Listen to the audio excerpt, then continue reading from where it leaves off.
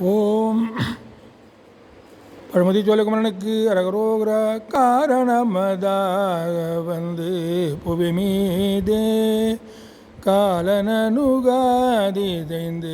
கதிகான நாரணனும் வேதன் முன்பு தெரியாத ஞான நடமே புரிந்து வருவாயே ஆரமுதமானதந்தி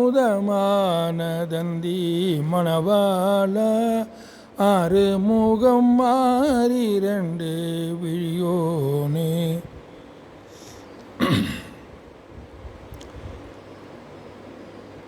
சூரர்கிளை மாளவென்ற கதிர்வேலா சோலை மலை மேவி நின்ற பெருமாளே நாரணனும் வேதன் முன்பு அறியாத ஞான நடமே புரிந்து வருவாயே.